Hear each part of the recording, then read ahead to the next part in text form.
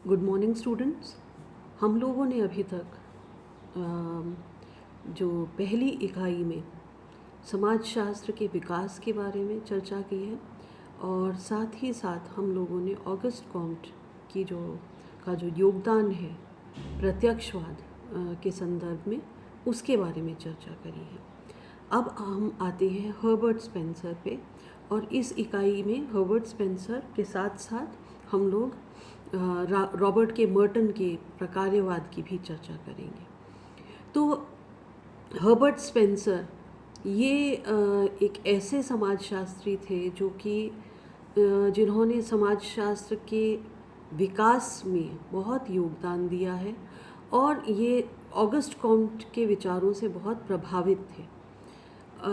इन्होंने आगे चलकर अपनी जो सिद्धांत दिया, जो सोशल डार्विनवाद का सिद्धांत दिया, वो बहुत महत्वपूर्ण है समाज को समझने के लिए, समाज में होने वाले परिवर्तनों को समझने के लिए और समाज में होने वाले उद्विकास को समझने के लिए। उन्होंने समाज का समग्र रूप से अध्ययन करने पर जोर दिया और वो ऐसा माना जाता है कि वो बहुत ज़्यादा कॉम्ट के विपरीत, कॉम्ट क्योंकि समूहवादी थे, हर्बर्ट स्पेंसर जो थे वो एक व्यक्तिवादी विचारक थे। उन्होंने मानव समाज की जो व्याख्या करी है वो एक ऐसे जीव के रूप में की है जो धीरे धीरे विकसित होकर जटिल अवस्था तक पहुंच जाता है। समाज जो है सरलता से और जटिलता की ओर, ये हम देखेंगे कि जो इनके विचार हैं इनको कुछ ना कहीं फॉलो करते हुए एमिल डर्कहाइम ने भी उसका अनुकरण किया है। हालांकि कुछ विचार जो थे इनके वो उन्होंने नकारे थे। सोशल डार्विनवाद का जो सिद्धांत था, विशुद्ध रूप से जो डार्विनवाद का सिद्धांत था उसे उन्होंने नकारा था, पर जो स्पेंसर की जो विचारधारा है उसमें जो समाज है उसे एक जीव के रूप में देखा जाता है। अब स्पेंसर का जो समाजशास्त्र पे, हर्बर्ट स्पेंसर का जो समाजशास्त्र के परिप्रेक्ष्य में जो योगदान है उसे हम समझने के लिए मानते हैं कि स्पेंसर मानते थे कि समाज को एक समग्र के रूप में उसका अध्ययन होना चाहिए। समाज के अलग अलग जो हिस्से हैं उनको अलग अलग उनका अध्ययन न हो करने की जगह हमें उनका समग्र रूप से अध्ययन किया जाना चाहिए। यानी कि समाज के विभिन्न अंगों को के स्वतंत्र रूप से अध्ययन के स्थान पर समाज और उसके अंगों का समग्र रूप से अध्ययन।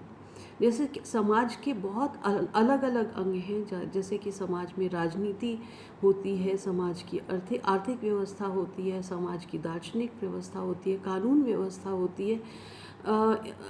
ये समाज की विभिन्न व्यवस्थाएं होती हैं और समाज में विभिन्न संस्थाएं होती हैं।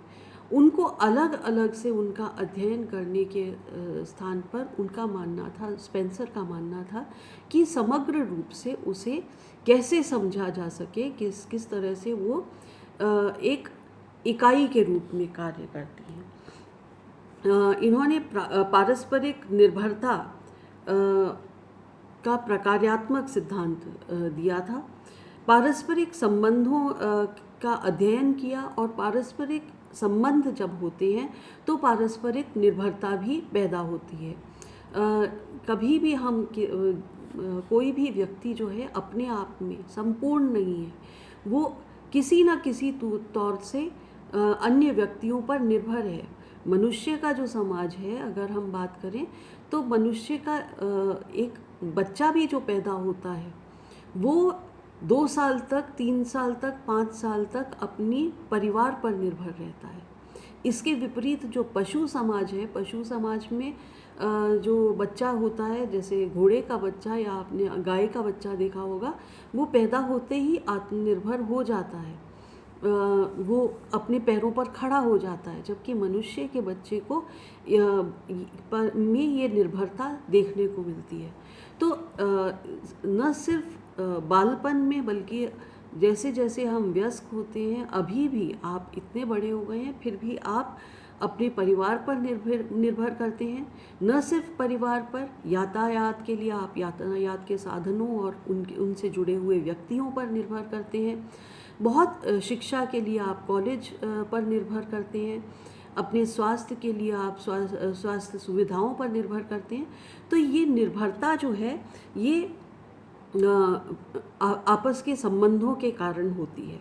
और ये जो आपसी निर्भरता है, पारस्परिक निर्भरता है, ये प्रकार्यात्मक है, फंक्शनल है। यानी कि जब समाज के विभिन्न अंग जो हैं अपना अपना निश्चित निर्धारित कार्य करते रहते हैं, तो सभी लोग अब समाज के स्थायी बने रहने में, समाज की व्यवस्था बनाए रखने में अपना कुछ ना कुछ योगदान करते हैं। हर एक अंग जो है अलग अलग कार्य करता है, जो संपूर्ण समाज के समग्र कल्याण के लिए आवश्यक होता है। प्रकार्यवाद जो संप्रदाय है, उसका विशेष उसमें योगदान हर्बर्ट स्पेंसर का माना जाता है। और हर्बर्ट स्पेंसर 1820 से और 1903 तक उन्होंने वो रहे। और 1820 मतलब लगभग वही काल जो औद्योगिकीकरण, नगरीकरण और उससे उत्पन्न होने वाली समस्याओं का काल रहा था। और 1903 के बाद तो विश्व युद्ध भी 1914 में पहला विश्व युद्ध और 1939 में दूसरा विश्व युद्ध देखने को मिला था। पर ये उस काल में रहे जिसमें औद्योगिकीकरण और नगरीकरण जो है वो और उपनिवेशवाद वो ज़्यादा देखने को मिल रहा था। और ये एक मिडिल क्लास परिवार से बिलोंग करते थे। और इसमें ये 7 बच्चों में से सबसे बड़े पुत्र थे। और इस वजह से 9 संतानों में से केवल यही जीवित रहे। और ये माना जाता है कि यही कारण रहा होगा कि उन्होंने जो डार्विनवाद से प्रभावित होकर, क्योंकि डार्विन ने प्राकृतिक प्रवरण की बात करी है, योग्यतम उत्तरजीविता की बात करी है, तो उन्होंने कहीं ना कहीं अपने जीवन से प्रेरणा लेके वो समझ गए थे कि कहीं ना कहीं जो संघर्ष में जो सबसे ज़्यादा योग्य होता है वही जीवित रहता है और बाकी जो हैं वो विलुप्त हो जाते हैं। संघर्ष में जो उस संघर्ष के लायक नहीं होते या उसमें वो उस संघर्ष में जी नहीं पाते हैं, वो विलुप्त हो जाते हैं। तो हर्बर्ट स्पेंसर ने समाजशास्त्र के विषय क्षेत्र में बहुत महत्वपूर्ण योगदान भी दिया। उन्होंने प्रिंसिपल्स ऑफ सोशियोलॉजी नाम की जो पुस्तक लिखी, जो 1877 में प्रकाशित हुई थी, उसमें उन्होंने परिवार, राजनीति, धर्म, सामाजिक नियंत्रण और उद्योग, इन सब जो तथ्य हैं इनके बारे में चर्चा करी थी। ये एक बहुत ही बड़ी किताब थी, 3 खंडों में प्रकाशित हुई थी। और इसके अलावा उन्होंने समितियों, समुदायों और सामाजिक विभेदीकरण, सामाजिक स्तरीकरण और ज्ञान के समाजशास्त्र और विज्ञान के समाजशास्त्र पर, कला और संगीत पर भी चर्चा करी थी। आपको याद होगा फर्स्ट ईयर में ये टॉपिक्स हमने डिस्कस किए हैं। तो इन टॉपिक्स को समाजशास्त्र की विषय वस्तु में इंक्लूड करने का जो श्रेय है वो सर्वप्रथम हर्बर्ट स्पेंसर को जाता है। उन्होंने जो बायोलॉजिकल पॉस्टुलेट्स हैं, यानी कि जैविकीय उपागम हैं, उनको समाज पर लागू किया और समाज पर प्रयोग किया। जीव विज्ञान और डार्विन के विशेष प्रभाव से उन्होंने सामाजिक परिवर्तन, सामाजिक स्तरीकरण और अनुकूलन की व्याख्या जैविकीय उपागमों के आधार पर करी। क्योंकि डार्विन जो थे, अगर आपको याद होगा, डार्विन ने principle the origin of species नाम की पुस्तक लिखी थी, और उसमें उन्होंने जो योग्यतम उत्तरजीविता का सिद्धांत, सर्वाइवल ऑफ द फिटेस्ट का सिद्धांत दिया था, और सिलेक्शन, नेचुरल सिलेक्शन का सिद्धांत दिया था, प्राकृतिक प्रवरण का सिद्धांत दिया था। तो ये सिद्धांत जो थे वो उन्होंने जैविक जीवों के उद्विकास के संदर्भ में दिए थे, कि किस तरह से जीव जो हैं वो एक क्रम से उनका उद्विकास हुआ, और जो उस उद्विकास के क्रम में जो जो जीव अपने आप को अपनी नई परिस्थितियों के से अनुकूल कर पाए वो जीवित रहे, और बाकी जो जीव थे वो विलुप्त हो गए। इस कॉन्टेक्स्ट में हम देखते हैं कि प्राणी शास्त्र या वनस्पति शास्त्र में भी उद्विकास के हम प्रमाण देख सकते हैं। जैसे वनस्पति शास्त्र में जहाँ जिन क्षेत्रों में ज़्यादा बारिश होती है और वहाँ पे जो सूर्य की रोशनी कम होती है, तो वहाँ पे पत्ते जो हैं वो बड़े बड़े देखने को मिले, या जहाँ पे जिस क्षेत्र में रेगिस्तानी क्षेत्रों में बारिश कम होती है और वहाँ पे तो वहाँ के जो वनस्पति हैं वो कटीले हैं, और वहाँ वो अपने अंदर पानी बचाए रखने के लिए योग्य हैं। तो जो वनस्पति इस संघर्ष की प्रक्रिया में अपने आप को अडेप्ट कर सके या अपना अनुकूलन कर सके, वो जीवित रहे, और जो नहीं अनुकूलन कर सके वो विलुप्ति तक पहुंच गए। इस जो सिद्धांत है इसको समाजों पर लागू करा स्पेंसर ने, और स्पेंसर ने कहा कि समाज भी बहुत कोई भी पृथ्वी पे कोई भी ऐसा क्षेत्र नहीं है जहाँ पे मानव समाज किसी न किसी स्तर पर हमें देखने को नहीं मिलता है। पर मानव समाज जो है सरलता से और जटिलता की ओर, जिस तरह से जीव भी सरलता से और जटिलता की ओर जाता है, उसी तरह से मानव समाज भी सरलता से और अधिकतम जटिलता की ओर जाता है। जो सरल समाज या ऐसे समाज जो हैं जो अपने आप को नई चेंजिंग परिस्थितियों में परिवर्तित नहीं कर पाते हैं, वो विलुप्त हो जाते हैं। जैसे हम देखते हैं कि पूंजीवादी समाज की स्थापना, पूंजीवाद की स्थापना होने के बाद या नए आधुनिक आविष्कार होने के बाद जो समाज उन आविष्कारों को अपना नहीं पाते हैं, उन आविष्कारों से अनुकूलन नहीं कर पाते हैं, वो समाज विलुप्ति की कगार पर चले जाते हैं। अब जैसे आज की ही डेट में हम बात करें, आज की डेट में हम लोग मोबाइल, ये एक नई टेक्नोलॉजी है, और जिस तरह से हम पढ़ रहे हैं वो एक नई टेक्नोलॉजी है।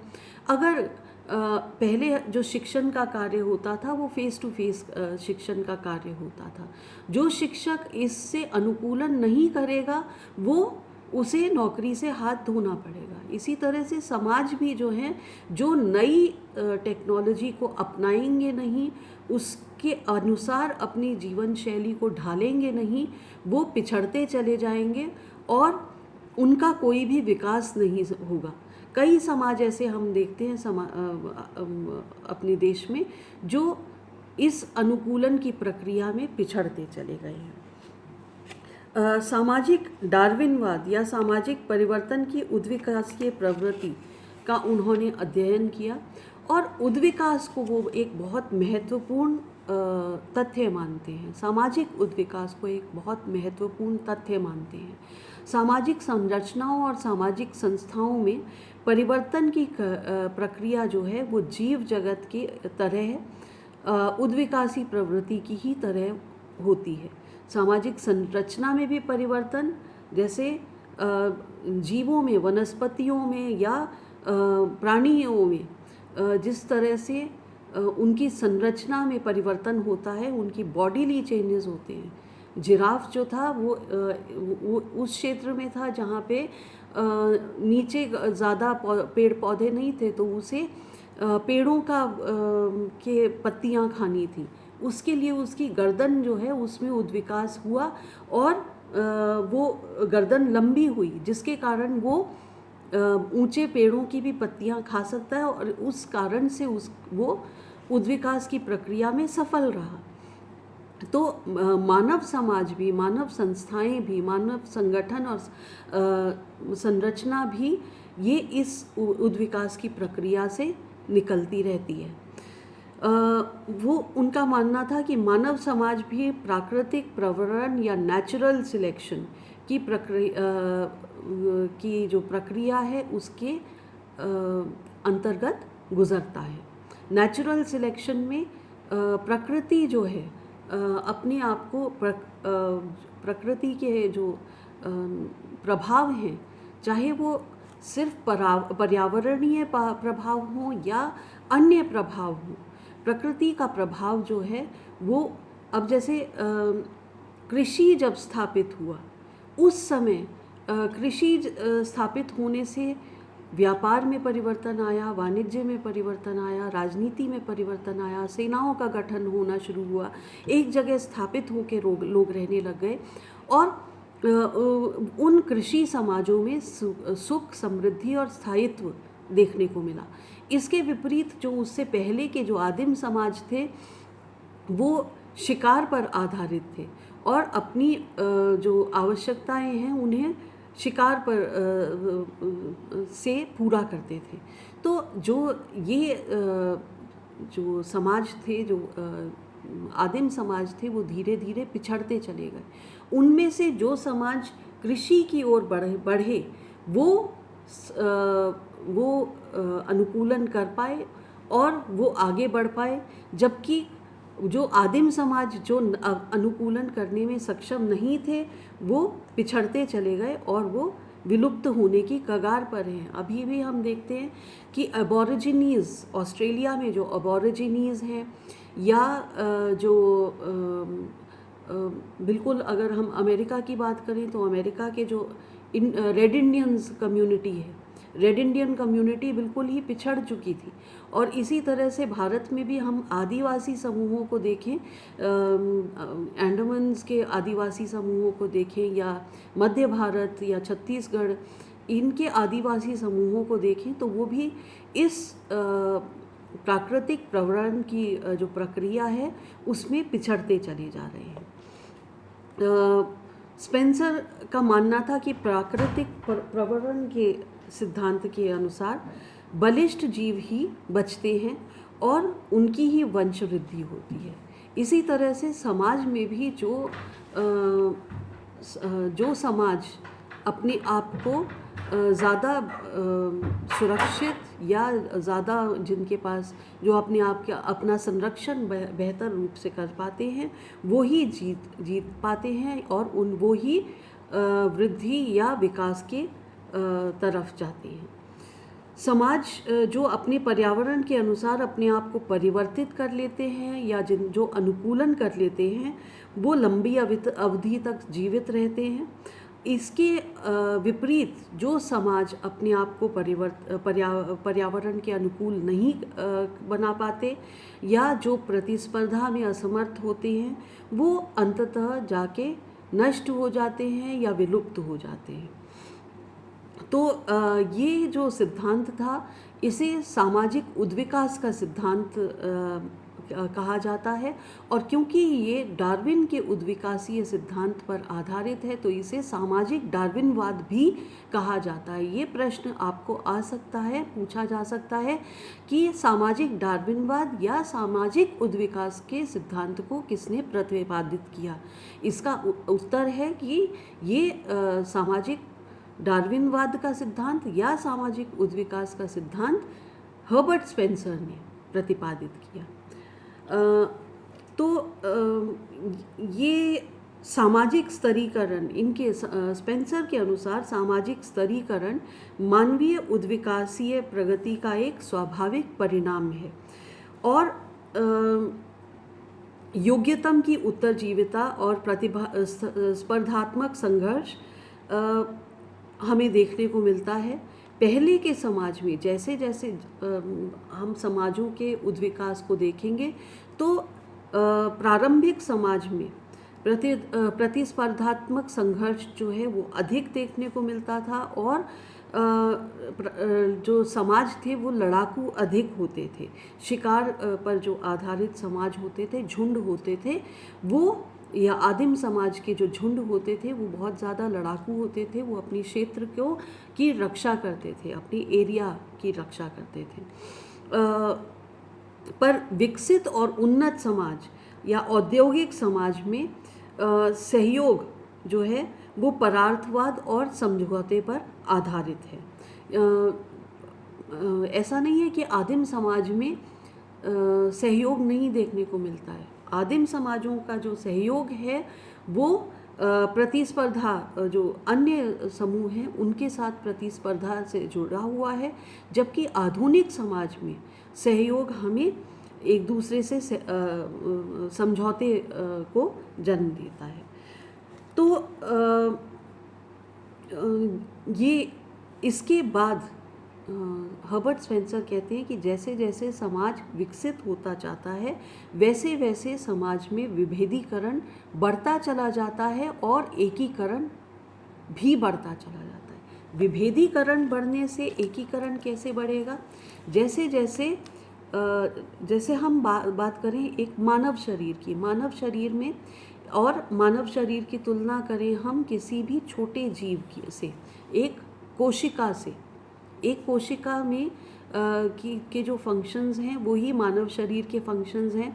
मतलब एक कोशिका में को भी खाना जो है वो ग्रहण करना होता है और उसे डाइजेस्ट करना होता है और फिर उसे निकालना होता है। ये जो एक सिंगल कोशिका है वो अपना ये कार्य अपने आप में करती है, जबकि हमारे शरीर में मानव उद्विकास की प्रक्रिया में जब हम मानव के स्तर पर देखते हैं तो मानव के स्तर पर खाने का जो पाचन क्रिया की या पाचन व्यवस्था जो है वो बहुत ही विशिष्ट है।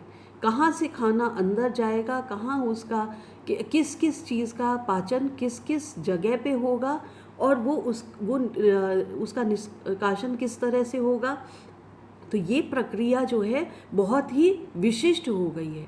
और हम जो खाना खाते हैं वो उसकी पौष्टिकता वो पूरे शरीर के विभिन्न अंगों तक किस तरह से पहुंचेगी, ये भी बहुत ही विशिष्टीकृत है।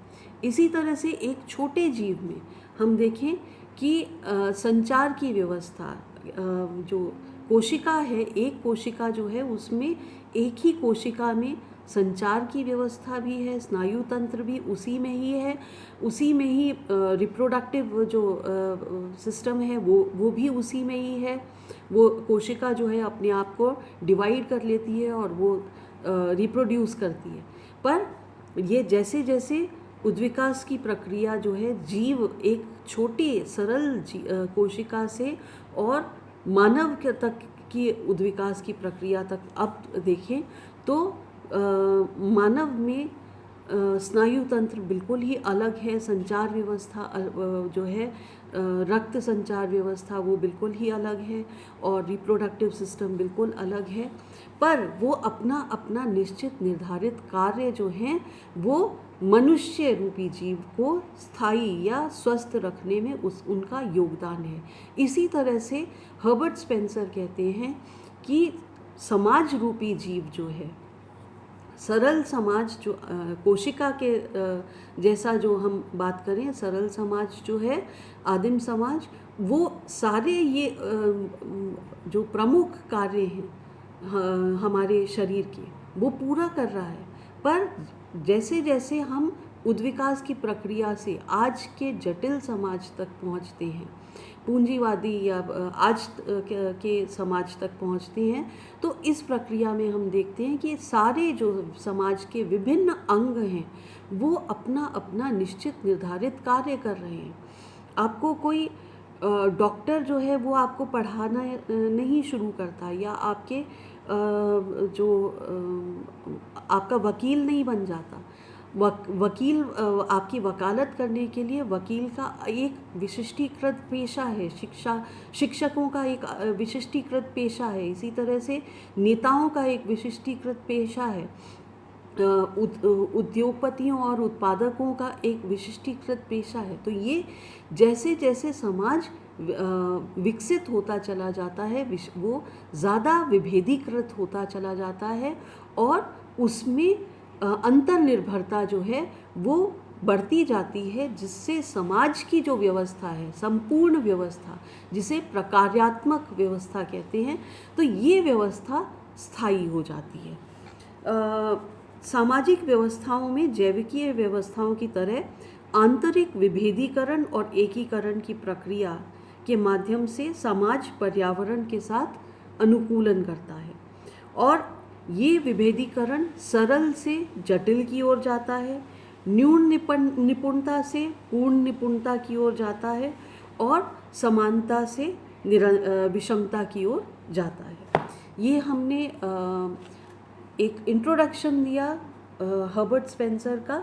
कल हम इसी के बारे में और विस्तार से चर्चा करेंगे। धन्यवाद।